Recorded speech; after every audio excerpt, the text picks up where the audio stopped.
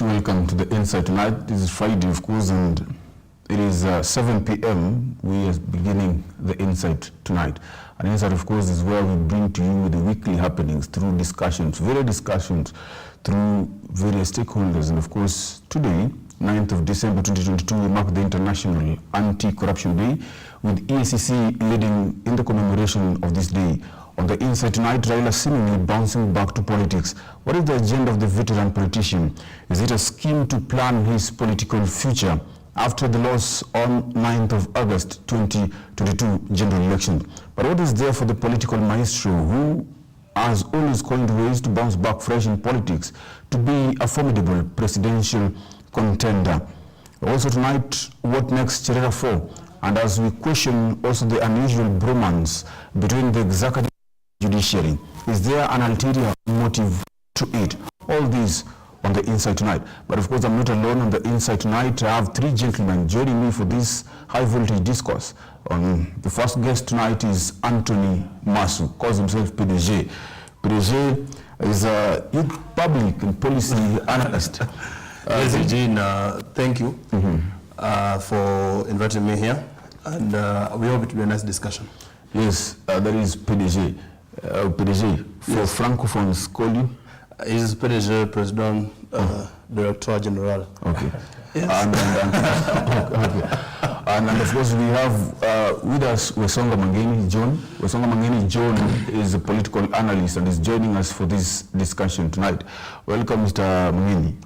Thank you. Good evening, Kenyans. Yeah, and of course, we have with us Mr. Eric Nebe, who is an advocate of the High Court, also joining us for this discussion. Thank you very much, Eugene. It's a pleasure.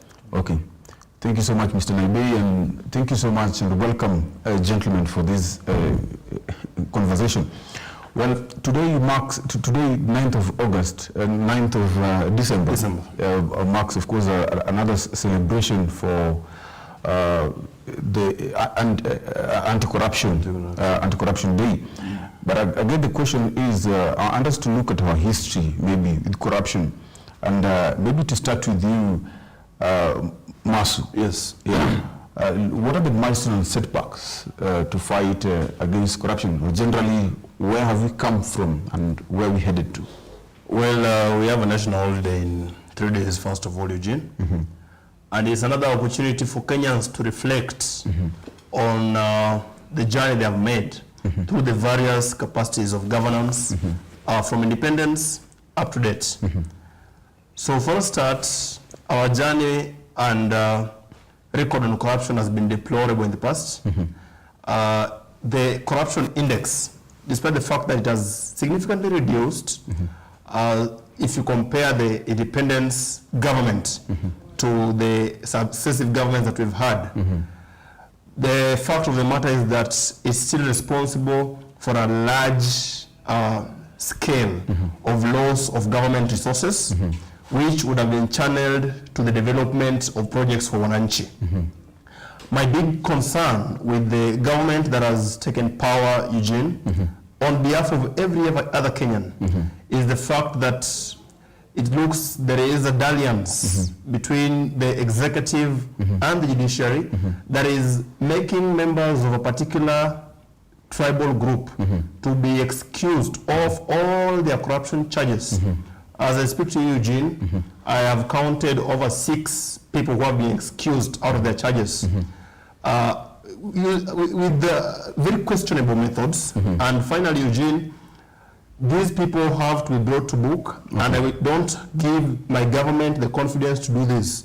So if I was asked whether I would want to take Kenyans back to an election today, Eugene, I would, because we are going to suffer in the near future if people will go unpunished. Okay. We'll come back to the bromance between the executive and the judiciary, but let me ask you, Mr. Mangeni, what actually the milestone that we have made in fighting corruption in this country? Well, Eugene, once again, thank you. And you know, when you started, I don't know if you made a statement wrongly or right. You started by saying on 9th August. you know, 9th August really brings some trauma to my brother here. My brother Master, that's why now all of a sudden now, you know, he runs away from the question and goes and says we need another election. But I think the constitution is very clear. We don't want another corruption. If we had to discuss corruption, the next election is not now. Okay. It's in the next 5 years. Okay. But historically, when we discuss the word corruption, is to understand that that we have found skewed. Personally, I find that we have find skewed ways of defining corruption, and therefore it really brings an issue whenever we want to handle issue. Because theft is defined in law, and Wakil is here, will help us later. But theft is defined in law. And therefore then we came up with another word called corruption. Sometimes it confuses us, and I think that's where the problem is. Okay. When you start calling things corruption, when the law calls those things theft. And so the law, if it is theft, the law will deal with theft. But the moment we started doing corruption, we decided to separate. When the rich steal, it is called corruption. When the poor steal, it is theft, robbery, all those stuffs. And therefore that's why this problem of corruption, to me, it's an elitist issue.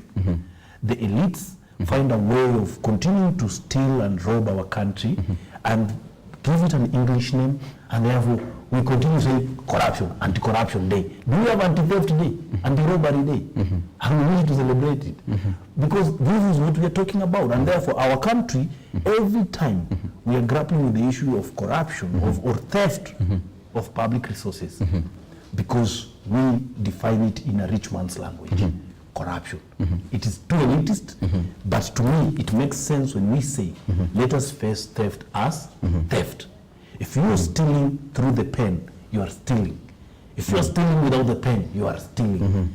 So the elites and the rich people in government offices, employing and re-employing themselves in all departments of government, need to know whatever they are doing is theft, is equivalent to that robber on the road. That's what they're doing. Okay.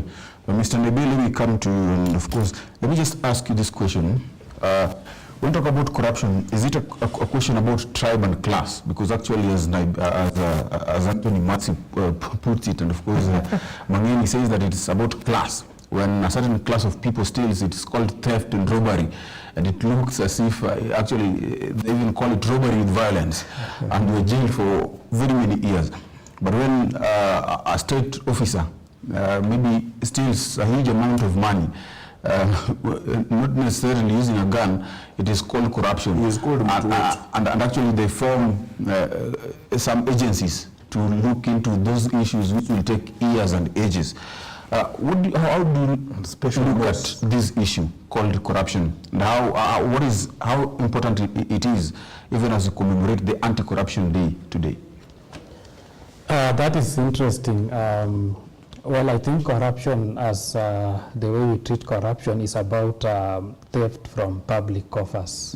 If a public officer is involved in theft, that is where the law tries to categorize it as corruption. And of course, if I'm to break into my brother's house at night and steal, I'll be charged in court for either burglary at night. During the day it will be housebreaking and their elements. That will be categorized generally as theft because this is private. But the moment you touch public coffers, it becomes corruption. That is why we start from the lowest point where we bribe police officers with 50 shillings, that is corruption, because a public official is involved. So I don't think I don't agree fully that we've made corruption an elitist issue, because when we talk about public resources, it is always we always talk about high voltage corruption in the media and even in public spaces, because this is what affects the public mostly. But of course, corruption starts with us at the lowest levels. And as to whether we've made progress, I think we have made very little progress. If you look at the Corruption Perception Index, which is a report prepared by Transparency International every year, for the year 2021, Kenya is ranked at number 128 out of 180 countries. We are still behind. I think we moved from 132 in 2020 to 128. If we are to treat that as improvement, then we still have a lot to do in terms of fighting corruption. And corruption in this sense, we mean public sector corruption. Of course, we've made milestones. If you look at the website of EACC and even their handles, there is a lot of progress in terms of asset recovery. They have done a lot in terms of recovering assets, public land, and resources that had been stolen. But if you look at the other side of it, dealing with corrupt individuals as individuals, I think the situation is still wanting. And my brother is right, I agree with him that these cases, we've seen numerous cases being withdrawn in circumstances that are not clear. And if you dig deep, of course there is politics, but also there are institutional challenges. For instance, the office of the DPP vis-a-vis the office of the EACC. How can we make these institutions clear? How can we give them clear mandates so that we don't have overlaps? We have the DCI who investigates crimes. At what point does the DCI influence or push a case to a point of conviction? And at what point do we blame EACC and the DPP? Because the DPP withdraws cases and the reasons given are that the investigations were shoddy. He blames the DCI. But if you look at it again, we have an agency that is specialized, that is meant to deal with corruption, EACC. Why don't we give EACC this full mandate to investigate and to recommend prosecution and make EACC the only agency that investigates corruption, as opposed to giving DCI some powers and giving EACC some powers and making these institutions compete for public attention. Yes, Eugene, despite all that my friend here has said, we have to agree that when we were giving the president the votes, or when he took the votes to become president, when he took the votes to become president in this country, he also took the role and responsibility to deal firmly with the issue of corruption. It was one of his issues that he was mentioning during the campaigns. And that is why yesterday I heard Waluke saying that he tried to call Uhuru to help him out because he had a huge corruption case. And Uhuru told him it is not possible. But he also said that, but with Ruto, it is possible because he is helping his people. So these people already know that we have a president whom if you steal, no matter what you do to anyone in this country, you are going to be let off provided you are my friend. That is why the human rights record is now has already dropped from here to here. The corruption index has already dropped and it will continue dropping. If we are shooting students who are picketing Eugene, if we are letting more people who are corrupt and stealing public coffers, what else is remaining? All armed and violent robbers who are in committee will be let go because this government has shown its hand. They are committed to bringing back criminals on the street. I think, Eugene, I agree with my brother up to the point of when his anger begins. And I think his anger is still on 9th August, not on... when it comes to corruption, I agree with him. I don't want us to excuse theft with those words called corruption. My brother is confusing himself, which the law is also confused as they are confused. Do you believe the president, or actually the bromance, as he says that the bromance between the executive and the judiciary is being used specifically to excuse people who are... It should even exist. That's where we miss the point. We start politicizing agendas and forget that when we do that, we lose focus on what we should do. My friend, people are stealing day to day. The former president or chairman of Azimio Who are these posting? sat on a radio station and publicly told us that he's losing almost how much?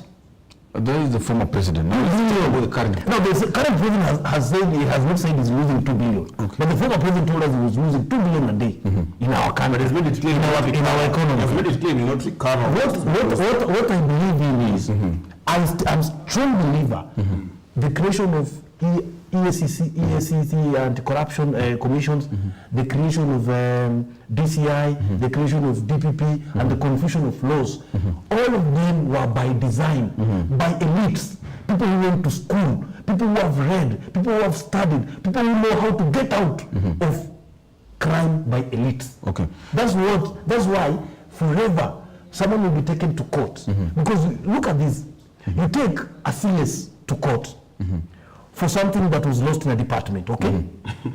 Wakili knows. But yes, that will be done in parading, and you take the CS to court. At the end of the case, the DPP will be asked by the judge to just show clearly how this CS individually, how this CS or by his office, how he is awaited or culpable for that. That's how you hear the DPP always comes back behind and says, I think the best thing we can do, we can jail that PS, or we can jail that chair of that department easily than this CS. Or else we will lose the whole case. Bungling. There's a time we took 40 people to court just to impress the media. Okay, let me just ask you this. That Africa has always been accused by investors and donors that they actually, the donor funds, or the resources that are actually being Those donors are also baiting corruption, by the way. For real. They call it lobbying. To them, you see the World Cup currently is happening. Then they call what they did with Qatar, with Qatar World Cup, lobbying. What Africa did, they call it corruption. That's why it's the elitist language of things. Elites, they call it lobbying. They come here to Kenya, they say they're doing lobbying meetings. They meet members of parliament for a lobby, they meet CSS for lobbying. What is lobbying? And Eugene, my stance on donor funds is very clear. I mentioned it last time when Bill Gates came to Kenya to claim that he had donated close to 170 billion Kenya shillings to agriculture, which is around 4 times the budget that we have for that ministry. We have to give back that money in cash. They bring it here, it is taken back to Bill Gates. In fact, that big amount of money, Bill Gates had to come alone to pick it. Because that is what they do. I have people who work in NGOs and CBOs. They give you 5 million, they want the 3 million back. Another 1 million goes to some corrupt government official. The remaining 1 million you can split between your family members, and whatever remains you can buy slippers for children in the village. And that is how donor organizations work. So at no point will I sit in a forum and get a talking to by any donor, but claiming that they bring money to Africa and that money is stolen by Africans, because a huge chunk of that is being taken. Anyone who has a mobile phone from the audience, from this panel, if you have a mobile phone after this, go and look the amount of donor funds that actually reaches coffers and bank accounts of departments here in Africa or in Kenya. It is a very small amount of money, because, for example, in the case of Bill Gates, he is mandated by law of US that only 5% of what he declares as a donation can work to that effect. The rest goes into the charities investment portfolio, which he can use for any other thing, provided it is not within the business description of the company. So they use these things called donation to bypass tax laws in their own countries, and they're not helping us with them. On the issue of corruption, actually, I have a question still, but we are going for a short break. We're just coming back, and I want us to look at the East Africa. That is Uganda, Tanzania, Rwanda, and of course Kenya is there. And economically, I believe that we are better placed. And the question is, in as much as we are ahead in corruption, will it be that maybe corruption has propelled us? Of course, there is a question, point of of course, we're going for a short break. Please stay with us. Please stay with Africa, the Insight.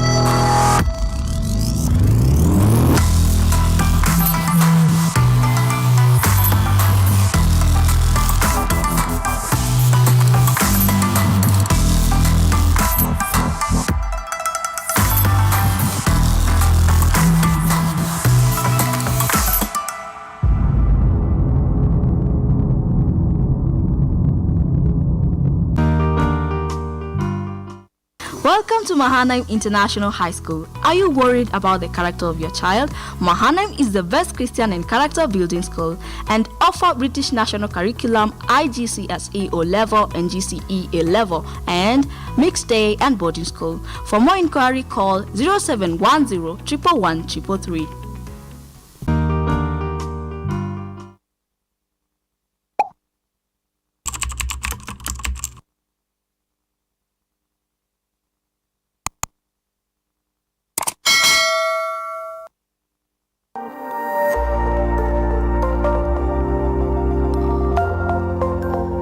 Everywhere, GBS.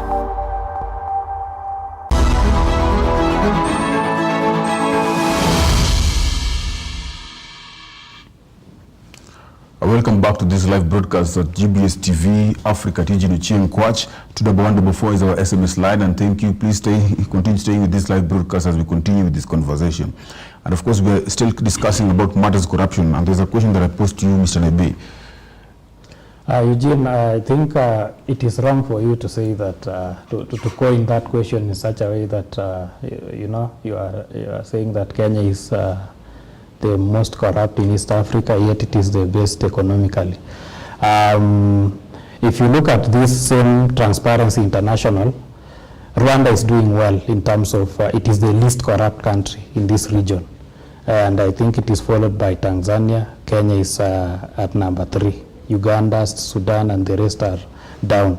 So the glory that we boast about as Kenya being the biggest economy within this region is something that is, it is temporary. We can easily be overtaken by Rwanda if we don't rectify our public policy, if we don't fight corruption. If you look at that other issue of investors, investors are going to Rwanda because of the perception that it is the least corrupt country. So that if we give ourselves maybe 15 years from now, Rwanda might easily overtake us in terms of economic growth. So I don't think that us being the most corrupt and again doing well economically is something that it is coincidental, but it is something we need to up our game to remain up there. Okay. Yes. Again, Masu, Raila Odinga seemingly bouncing back to politics. Raila Odinga held his... Eugene, you're catfishing. Wow, the best topic now. Eugene, you're catfishing. Raila is a senior statesman. And his contribution to the levels of governance that we have today in Kenya, like I said last time when I was here, cannot be compared to any man who has even sat on the seat of presidency in this country. His contribution, especially on matters of devolution, have been monumental and will live with us for ages. So the media is trying to create a mountain out of an anthill. Raila is passionate about human rights, is passionate about independence of structures in our government, and as long as he's alive, Raila will always pursue those interests. As to 2027, that is a discussion we cannot be dragged into at this moment. We are focused on ensuring that we are checking the government because we have realized that they are very erratic. Because this is not a different government, it's not a new government. This is the government that was elected in 2013 minus Uhuru Kenyatta. Only Uhuru Kenyatta is out and a few individuals who can be counted. So this is that government in 2013 which was extremely corrupt. So, Mr. It has come back. It has changed shape and form. It has painted itself in a new color. It's now yellow. It was red in 2013. Mr. Masu, it was red in 2017. This time around it is red again. Raila must stay, if he is energetic and able to speak and mobilize, Raila will do it and we welcome him to do it for the sake of Kenyans. So you believe that the agenda of Raila Odinga actually... It is pure. That man at his age, Eugene, there's an age where you reach where our selfishness, the kind of selfishness we evoke, you stop evoking that and you start embodying a legacy that will live with you forever, that people will remember you for. That is what Raila is doing, and I encourage him to do that. And no Kenyan should misread it. Ruto-sponsored media should not drag this thing into the public platform and call it a campaign or a reshaping for 2027. Please spare us that. Mr. Mangeni, let me ask you this. Raila Odinga actually seemingly bouncing back to the public. And of course we saw the Jacaranda meeting the other day. He still insists that actually he won fairly the 9th of August general elections. That is what he still insists on. And what do you think about these statements? Generally, him bouncing back, and generally what they're doing, including there's a proposal of having an official opposition. Official opposition actually inscribing the constitution like something that is official, so that we have that position whereby we'll be having an official opposition leader. What do you think about all this? I think absolutely I agree with your words, bouncing back. In what we call there in the streets, you ask a Kenyan will tell you, ameoga karudi soko. What Raila has done is according to Raila's political book. You open it, chapter after chapter, you go back again, the same book, and Raila is opening the book again. What is in chapter 1? What is Raila? What is in the book is that Raila is going to be there in 2027, and Raila has started planning for 2027. And no, it's not death. I'm saying politics. He's going to vie for presidency in 2027. What makes me believe is, for him to vie in 2027, he has to maintain his constituents, his followers. How do you maintain them? First, remind them always, forever, you have never lost. You have never lost. And that book is there since 1997. So that book, Raila can tell you for sure, the people who should read that book and run away as fast as yesterday is Kalonzo. Matakarua is nothing else. But Kalonzo should run away because Raila has started mobilizing for 2027.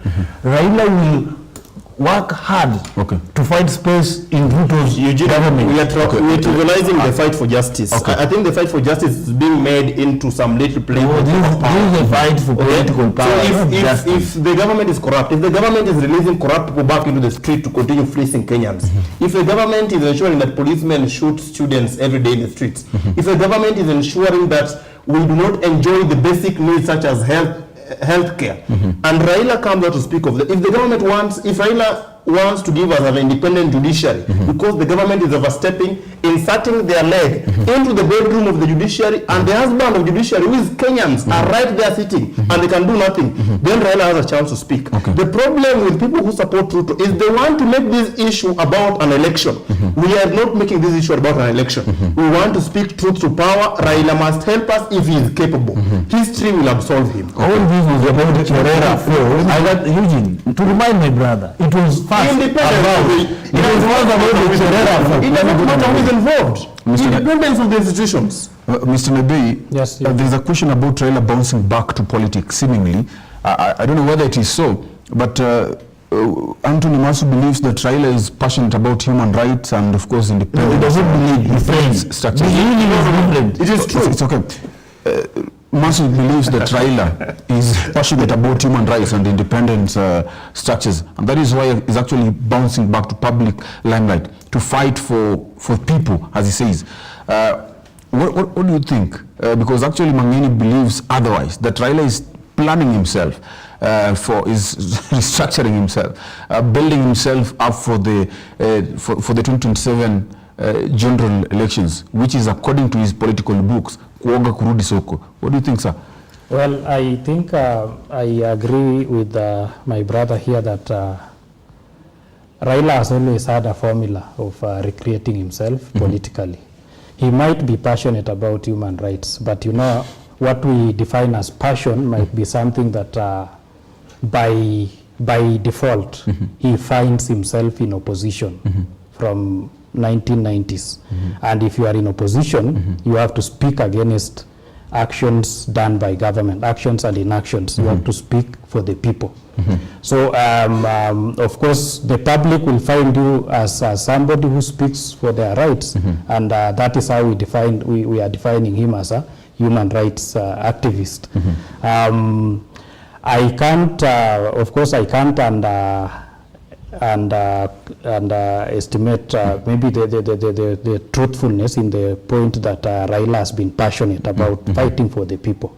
But this time round, I think he is still coming back to prepare for 2022 and 2027. And I think without a vibrant opposition, I think the Ruto government might really disappoint. Okay. And I agree that we need somebody like Raila to keep it on check. What might be of concern is when the opposition led by Raila goes to the extent of asking members of the public not to pay back this Hustler Fund loan. You can't really come out to tell citizens to take loans and default. Okay, Mr. Nabi. Yes. I want us to move to another critical issue as well, concerning the Constitution. And Azimio la Umoja, that is when Kenya Alliance proposes a constitutional change and creates an office of the official opposition leader who have powers to address parliament every year, have state funding, leeway to nominate persons to constitutional statutory commissions. But again, it is noteworthy that the proposal has support from UDA and Kenya Kwanza. First of all, is this in any way a move to promote democracy and accountability, and to what extent, bearing that this time round we have a proposal by an opposition being backed up by the sitting regime? Eugene, when your enemy is planning for you, you should be very careful. When your enemy is inserting his fingers in your cooking pot, you should watch the number of pieces of meat in that particular pot. And that is the case here. If it is Azimio One Kenya pushing for the office of official position, it is due because, first of all, especially the part of state funding, Raila Odinga has had his own methods of mobilizing funds to support the cause of checking the government. And it is not an easy job for him. It has been.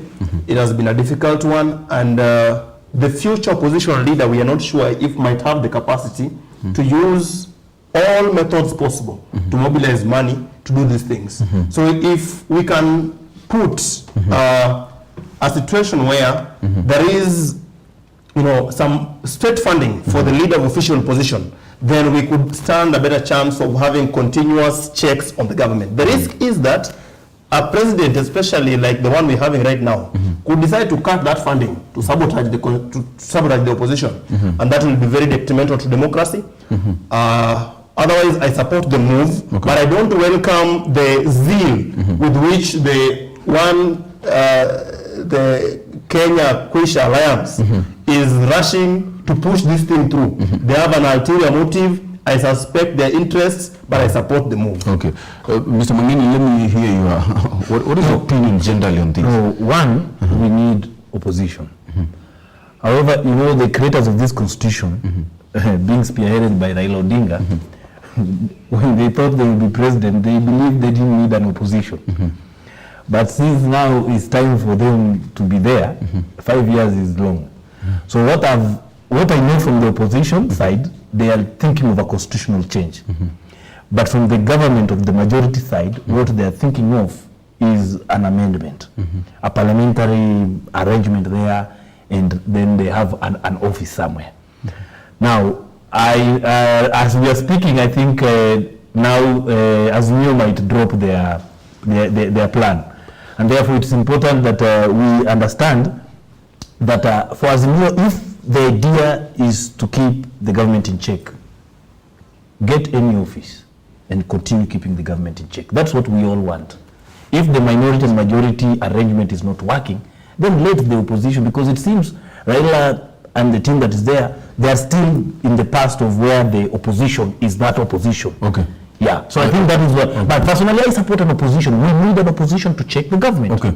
Let me pose the question to you, Mr. Naibe. Actually, what is the place of opposition politics in shaping the country's developmental agenda, and bearing that now the opposition is going to have, or should they have actually, an official mandate, because they are going to have a position that is actually funded by the government and the people of Kenya.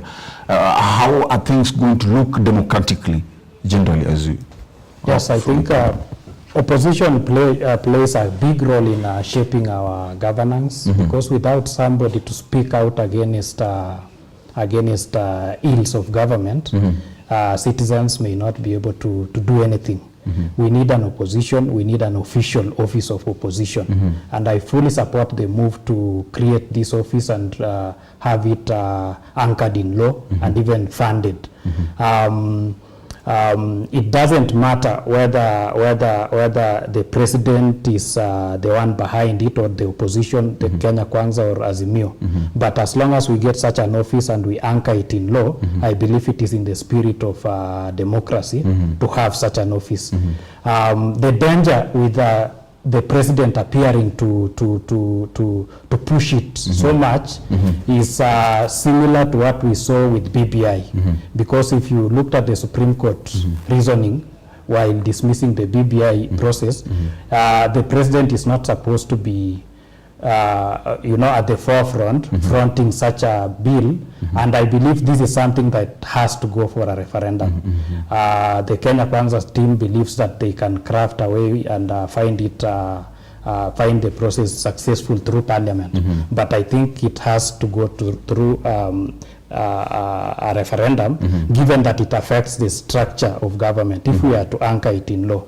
So if the president is the one appearing to announce and say that he is now mandating Kenya Kwanza MPs to go and sponsor this bill, I fear that it might suffer the same fate that BBI suffered.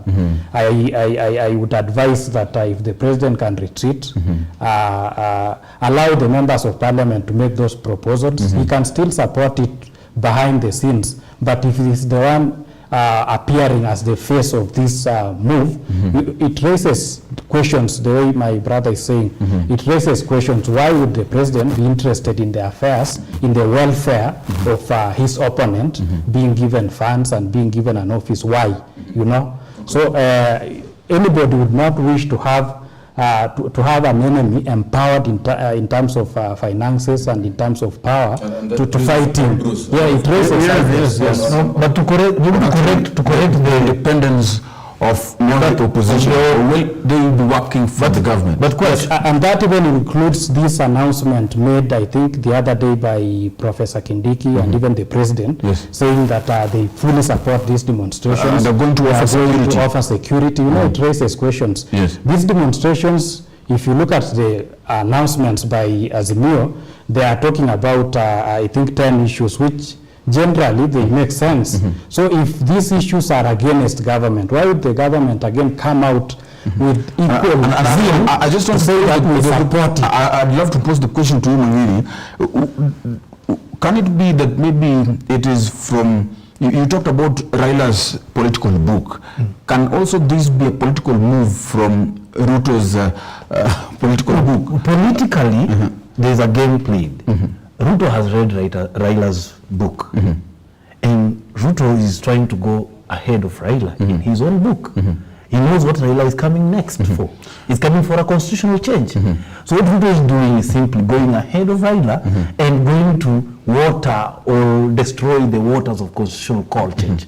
Let me tell you, the 10 issues that were raised are not the actual issues that were to be raised. Raila has something that is coming. However, what Ruto is doing is simply going ahead of him and trying to water what Raila is planning. And that's why you will see that even as you say demonstration, Raila had planned a parallel program for 12th.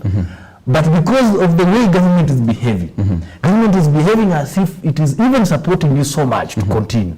Then definitely, and giving you so much audience on that same issue, what this government is simply doing is going ahead on what they know Raila is coming to do. But not to misread everything, especially on the official opposition office. Azimio, One Kenya Alliance, as the ones who have proposed it. What Kenya Kwanza did in their PG, the president in the PG told them, we support it. What you simply do, we support it, but with amendments. So we propose the amendment. Eugene, just on So that is the now where just on that part, gentlemen. Yes. If you are unlucky to be caught in someone's bedroom with someone's wife, and then the next morning this person prepares you tea and says, you know, Mangeni, I brought you this mug of sweet tea. Gentlemen, no one is going to rush to take this tea. It is not through the the benevolence or the good heart of the farmer that the baker has wheat. Neither is it through the goodwill of the baker that we have bread to eat. It is through the selfishness of this baker that we also, because he wants to take our money, that is why we have something. So that's why I completely support the move by Raila Odinga, no matter the motive behind it, because I want to take Raila as a baker, okay? That through this, we have bread to eat, we do not starve. Kenyans must eat bread. Raila is fully supported. But if someone is coming with some poison into this bread, they are baking powder. Is there baking powder? No, there's no baking powder. Mr. Abe, can we therefore say that maybe, as he said that maybe Raila is preparing for something bigger, maybe political, constitutional change. Can you say that maybe William Ruto is trying to water down his political mojo by giving him what he wants, so that when it comes with constitutional change, maybe they have already watered down, because it wouldn't be a contest when the government gives them what they want. And it won't actually bring a contest. What do you think? You know, the moment you make those demonstrations peaceful, you give them security, whatever the politicians want will not be achieved. There will be no news. Yeah, there will be no news. And those, whatever they are going to announce is, those are issues that are always raised. Even here we discuss them. Citizens discuss them in Bunge la Wananchi, those same issues. So I believe that what these people are doing, they are competing, and they are trying to outwit each other. The other day we had Raila's camp say that they have now withdrawn, they are not having a parallel Jamhuri Day celebration. And I think the reason they are giving of nationalism. Is it nationalism? No, they say they are not. We appreciate the spirit of nationalism. They say they are busy. When I travel to North, it's not an issue here. The cardinal issue, Jim, the cardinal issue with this issue of withdrawal is the fact that Jamhuri Day is a national thing. It is a holiday for our nation as a whole. So we need to celebrate under one roof. We welcome gentlemen, there are so many questions that I know we'd love to have more of this conversation, but my director tells me that time is short, and of course I'll love to give you this chance to give a parting shot. Of course, as you mentioned on the issues that maybe you'd love to talk about. And I'd love you, Mr. Naibe, also talk about the Cherra 4. The three commissioners have actually resigned. One, Irene Masit, says that she has been threatened, but still she's heading to the tribunal. What becomes of Irene Masit, or the tribunal that was formed to look into the matter of the Cherra 4? Generally, let me start with you, Masu. Well, my concerns, the basic concerns that I have are what I call human rights. Okay? Access to food. Can Kenyans afford food? Can they get clean water? Can they get affordable housing? Those are my primary concerns. And then they go into the inherent rights, the inherent human rights that you own as a person. Your right to speak your mind, the right to enjoy some freedoms, such as association. So if, for example, students are killed by police over and over again, but almost in a week, twice, then it is a concern for me that we are not going to have a free political space to speak truth to power. And that is my concern with this government. Mine is to keep calling, especially as we approach Jamhuri Day, is to keep calling into Kenyans that this country is for us all. Let us work towards a better country. Let those of us who are not elected, are in opposition, to keep checking and pushing those who are elected to fulfill their promises and duty according to the Constitution. So Kenya belongs to all of us, and Kenya should be a human rights country. And therefore I support whether the position of government calls for a better human rights space in our country. I call for that. And I enjoy the political space. Let the political players keep playing politics. It's not a problem. That's the nature of our country. Mr. Nebe. Yes, I want to echo the words of my brothers and also add that this being Africa, the World Anti-Corruption Day, I believe all of us as Kenyans have a role to play from our smallest points where we are. We need to join the fight against corruption, and let's not focus so much on the national space, yet we are corrupt in our small spaces where we are. About Cherera 4, I think the commission, the tribunal is once the last commissioner resigns, that tribunal becomes functus official. It should be dissolved.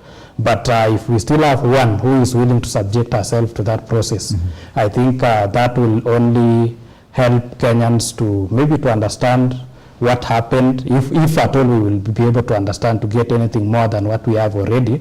And I believe that it is a waste of public resources if we are to allow this tribunal to continue grilling one person who is I don't think she has